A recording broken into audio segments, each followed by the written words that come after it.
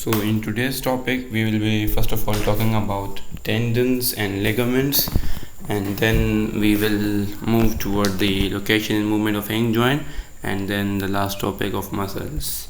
So first of all simple में अगर कहूँ तो लिगामेंट और टेंडन क्या है. लिगामेंट वो बोन्स है, ठीक है, बल्कि वो कनेक्टिव टिश्यूज़ है जो कि दो बोन्स को आपस में कनेक्ट करता है. जिस तरीके से आपको डायग्राम में नज़र होगा, नी जॉइंट के अंदर जो है आपका फीमर और tibia and fibula little bit, बल्कि फिब्यूला तो इन्वॉल्व नहीं होता, तिबिया और फीमर जो है उनको कनेक्ट किया जा रहा है थ्रू लिगामेंट, ठीक है. और टेंडन की बात करें तो टेंडन जो है मसल को बोन के साथ कनेक्ट करने के लिए जो कनेक्टिव टिश्यू यूज़ होता है उसे टेंडन कहते हैं. नाउ लेट्स रीड के इसमें इन्होंने एक्स्ट्रा इन्फॉर्मेशन क्या दी है. The band of fibrous connective tissue by which bones are joint to one another at joints called ligament. Fibrous connective tissue है, फाइबर से बना होता है, तो ये चीज़ याद रखने की है. It work a strong firmly attached ropes. It stabilizes the joint holds the end of two bones together. ये एज अ रोप एक्ट करता है. जिस तरीके से हम रोप से कई जगहों पर चीज़ें स्टेबलाइज करते हैं, जोड़े रखते हैं, उसी तरीके से ये फाइबर्स जो है या फिब्रस जॉइंट जो है, फिब्रस कनेक्टिव टिश्यू जो है, ये दो बोन्स को in the place of joint जो है उनको साथ टुगेदर रखता है. The strong connective tissue in the game protect the structures and prevent them from bending, twisting और टेयरिंग. ये जो स्ट्रॉन्ग कनेक्टिव टिश्यू है ये इन द लिगामेंट्स, ये असल में इन्होंने आधा अधूरा लिखा है कनेक्टिव टिश्यू और ligament structure from bending and tearing, ठीक है, इस तरीके से. तो ये जो कनेक्टिव टिश्यूज़ है ये इन लिगामेंट्स के अंदर ये करते क्या है कि ये जॉइंट्स को या बोन्स को टेयर होने से, ट्विस्ट होने से बचाते हैं. Skeletal muscles are attached to bones on other side of the joint by bands of tough fibrous connective tissue called tendons. जैसे यहाँ पे लिगामेंट है जिसके ज़रिए क्या हो रहा है, वो बोन के साथ कनेक्ट हो रहा है, और यहाँ पे भी. तो ये किसके थ्रू होता है, टेंडन्स के थ्रू होता है. दे आर टफर, ये ज़्यादा टफ होते हैं, लेस इलास्टिक, इनकी इलास्टिसिटी कम होती है लिगामेंट्स के मुकाबले में. Tendon transfer the mechanical force of muscle contraction to bone. और अगर कहीं मतलब हर जगह होता है, लेकिन मेनली फंक्शन का होता है कि अगर लोड बहुत ज़्यादा हो तो इन्हीं टेंडन के ज़रिए मसल के ऊपर जो फोर्स आ रहा है वो कुछ बोन्स के ऊपर ट्रांसमिट करते हैं ताकि प्रेशर डिवाइड हो सके. They are very strong, highly tensile, काफ़ी जो है टेंशन ये बेयर कर सकते हैं और काफ़ी स्ट्रॉन्ग होते हैं. नाउ हम डिस्कस करेंगे हिंज जॉइंट को और फिर बॉल एंड सॉकेट जॉइंट को, उनकी लोकेशन और मूवमेंट के बारे में. Hinge joint move back and fourth like the हिंग on a door.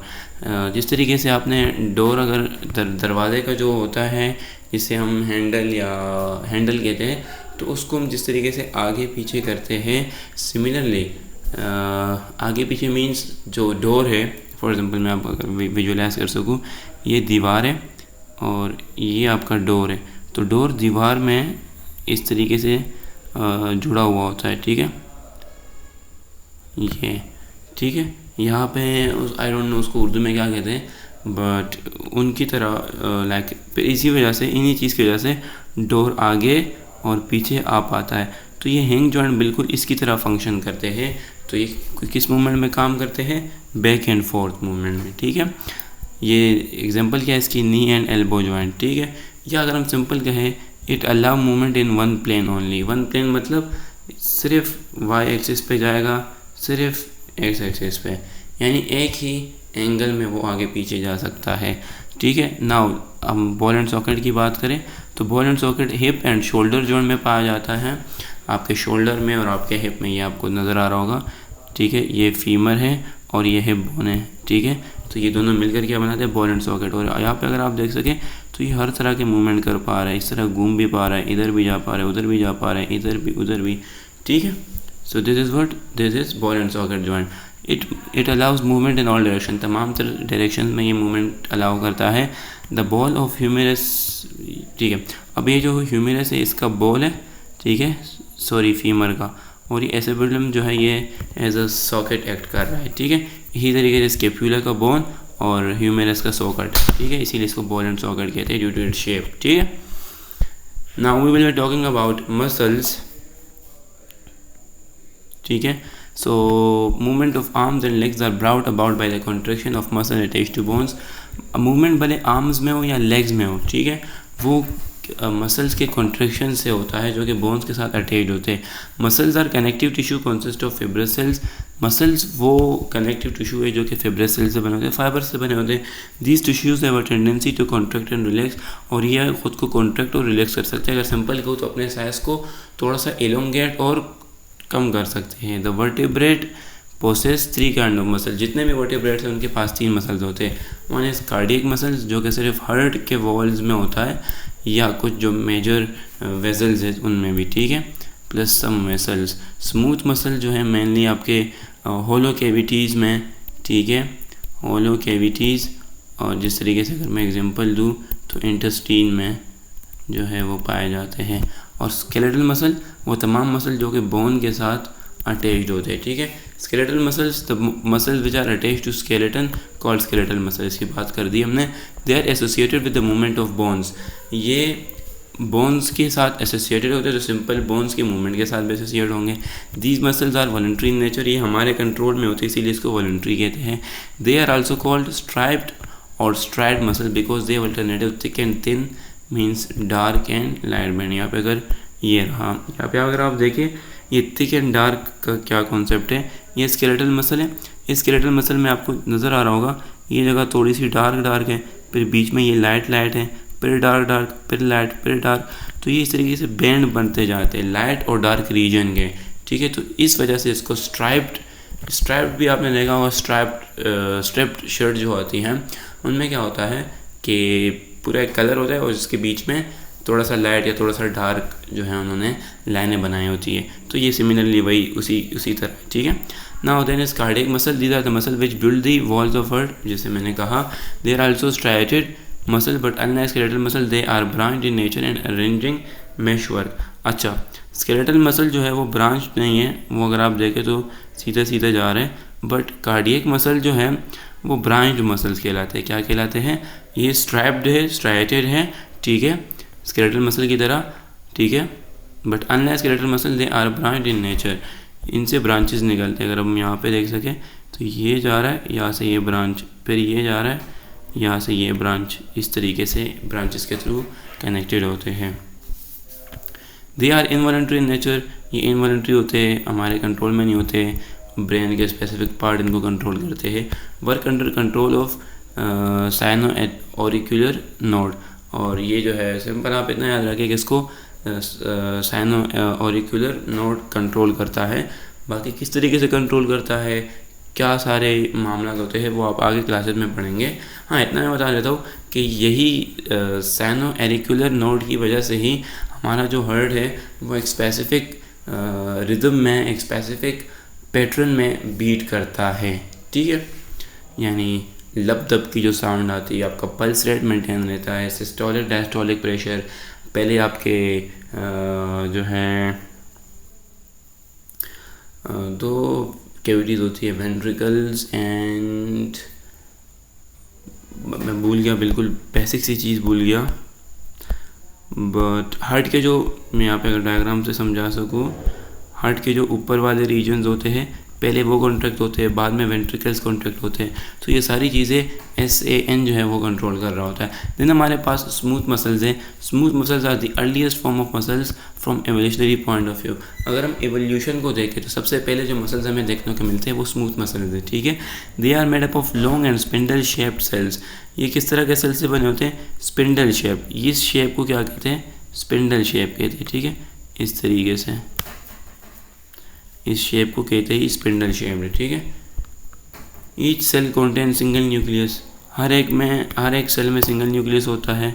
They have no striations नहीं, आपको इसमें लाइट बैंड डार्क बैंड नज़र नहीं आ रहे होंगे, ठीक है।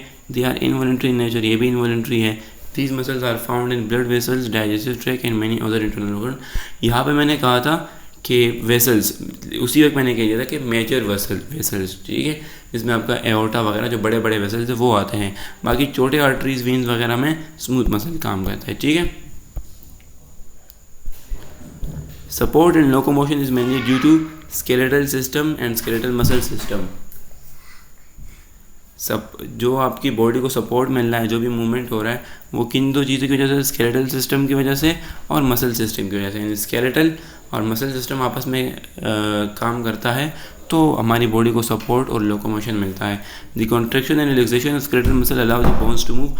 और बोन्स को भी मूव करने के लिए कौन इजाज़त देता है, कौन उसके साथ काम करता है? सो वो क्या है? स्केलेटल मसल्स है। The muscles which are attached with bones are called skeletal muscle. इसकी बात कर ली हमने। These muscles only exert a pulling force. ये मसल जो है सिर्फ पुलिंग फोर्स अप्लाई कर सकते हैं। व्हेन स्केलेटल मसल रिलैक्स, जब ये रिलैक्स करते हैं, they are stretched by the contraction of another muscle.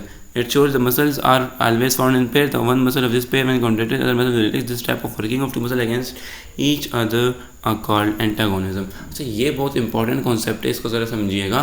आप सबसे पहले अपने आर्म की एग्जांपल लीजिएगा, या ये रहा, बिल्कुल इन्हें बहुत अच्छी एग्जांपल लिए। आपका जो आर्म है, जो आपका ये रीजन है, ठीक है, यहाँ पे ऊपर की तरफ ये मसल होता है जिसे बाइसेप कहते हैं, नीचे की तरफ ये मसल होता है जिसे ट्राइसेप कहते हैं, ठीक है।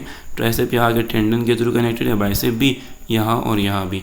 अब यहाँ देखिएगा, जब ट्राइसेप रिलैक्स करेगा, रिलैक्स का मतलब वो ऐसे लंबा सा हो जाएगा, रिलैक्स हो जाएगा, ठीक है, तो क्या होगा? बाइसेप कॉन्ट्रैक्ट होगा। जब बाइसेप कॉन्ट्रैक्ट होगा तो ट्राइसेप रिलैक्स होगा।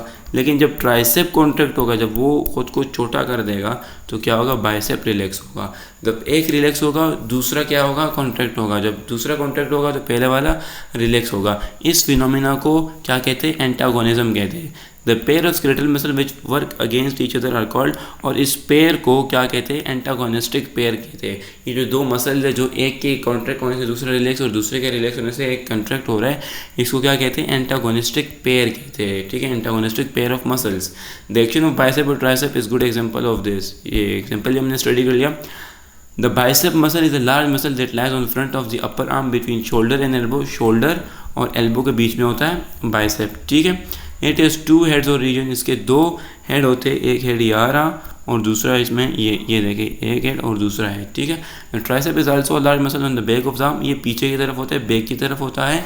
इट इज़ 3 हेडेड और हैविंग 3 रीजन। इसके 3 हेड्स होते हैं, 3 सर होते हैं। सर कहना इज़न्ट गुड, ठीक है, लेकिन 3 हेड होते हैं, एक ये रहा और तीसरा इसमें क्लियरली विजिबल नहीं, थोड़ा पीछे की तरफ जाके होता है, ठीक है। When the bicep muscle contract, it pulls upon the radius bone of lower arm which bend the arm. This bending process is called flexion. अच्छा, इन तमाम अल्फाज को अगर मैं इजी करूँ, ठीक है, तो वो बिल्कुल इजी हो जाएगा। होता क्या है कि जब बाइसेप मसल कॉन्ट्रैक्ट होता है, जब ये बाइसेप मसल हमने कॉन्ट्रैक्ट किया, तो ये जो बोन है, ये रेडियस जो बोन है, इस बोन को रेडियस कहते हैं, इस बोन को, ठीक है। तो रेडियस क्या होगा? रेडियस ऊपर की तरफ आएगा, ठीक है, इस तरह आएगा ऊपर की तरफ। तो ये जो इन दो फोर आर्म और आर्म के बीच में एंगल कम हो रहा है, जितना ये इधर आता जाएगा उतना एंगल कम होता जाएगा। फॉर एग्जांपल हाथ यहाँ पे आ गया तो एंगल और कम हो गया। तो ये एंगल जो कम हो रहा है इस प्रोसेस में, इस तरह के एक्शन को या मूवमेंट को क्या कहते हैं? फ्लेक्शन कहते हैं, ठीक है। फ्लेक्शन को देखने का सिंपल तरीका है, अगर कहीं पे एंगल जो है बिटवीन 2 बोन्स, इन 2 बोन्स को ही देख लो, अगर इनमें एंगल कम हो रहा है तो समझ जाओ फ्लेक्शन है। अगर एंगल बढ़ रहा है, जैसे यहाँ पे देखो ऐसे था, ठीक है, इससे इस तरह हो गया, तो एंगल बढ़ रहा है, तो समझ जाओ ये क्या है? एक्सटेंशन है, ठीक है। It shows when the bicep contracts the tricep relax. इसकी बात कर ली हमने। It means that in arm the bicep is flexor muscle and tricep is extensor muscle. अब जब भी बाइसेप कॉन्ट्रैक्ट होगा तो फ्लेक्शन होगी, एंगल कम होगा। जब भी ट्राइसेप कॉन्ट्रैक्ट होगा तो एक्सटेंशन होगी, क्या होगा? एंगल बढ़ेगा। तो जो ट्राइसेप एक्सटेंशन करा रहा है उसे एक्सटेंसर मसल कहेंगे, जो बाइसेप फ्लेक्स करा रहा है उसे क्या कहेंगे? फ्लेक्सर मसल कहेंगे, ठीक है। So it was all about the muscles, the joints, और यहाँ पे हमारा मसल का टॉपिक भी फिनिश हो जाता है। इसके बाद इस चैप्टर का last topic disorders of the skeletal system है, जिसको हम बड़े डिटेल में स्टडी करेंगे। दैट्स इट, आज के लिए इतना ही।